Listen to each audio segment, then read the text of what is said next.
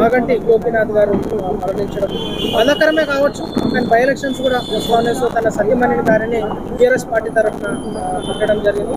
So ఎట్లా ఉంటుంది, ఏం జరగబోతుంది జూబ్లీ హిల్స్ కాన్స్టిట్యున్సీలో? డెఫినెట్ గా ఇది నవీన్ అన్న గురించే ఈ ఉప ఎన్నిక వచ్చిందేమో, బై ఎలక్షన్ వచ్చిందేమో అనిపిస్తుంది మాకు.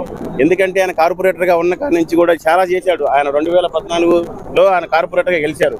మేమందరం కూడా ఆయనకే వేసాము. సో అలాంటి వ్యక్తి ఎమ్మెల్యేగా ఉంటే మాలాంటి వాళ్ళు కూడా మంచి జరుగుతుంది. అందుకని మా ఫ్యామిలీ, మా హ్యాండిక్యాప్డ్ ఫ్యామిలీ ఓట్లను కూడా మేము మోటివేట్ చేసుకోవడం గురించి అన్నగారికి మద్దతుగా ఉంటున్నాం.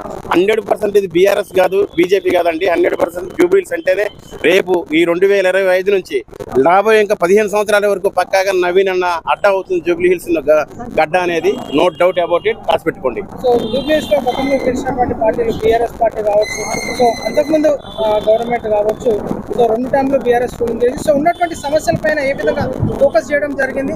సో ఉన్నటువంటి సమస్యలపైన నవీన్ యాదవ్ గారు ఏ విధంగా ప్రజలకు హామీ ఇవ్వడం జరిగింది.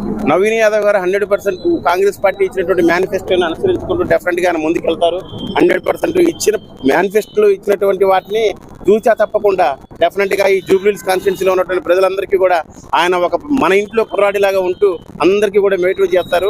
సెటిలర్స్ ఉన్నారు, అలాగే అన్ని రకాల ఉన్నటువంటి అన్ని రిలీజియన్స్ కలుపుకొని వెళ్ళే మహానుభావుడు నవీన్ కుమార్ యాదవ్ గారు. సో కాబట్టి 100% ఆయన గెలుపు గురించి అందులో ఎటువంటి డౌట్ లేదండి. మెజార్టీ మీద డెఫినెట్ గా 50,000 పైనే వస్తుంది. మళ్ళీ మీకు 14వ తారీఖు నేనే ఇస్తాను మీకు ఇంటర్వ్యూ 100%. ఆ రోజు మీరే అంటారు డెఫినెట్ గా నవీన్ కుమార్ యాదవ్ గారు 50,000 ఓట్లతో గెలవబోతున్నారు. నో డౌట్ అబౌట్ ఇట్, గెలవబోతున్నారు.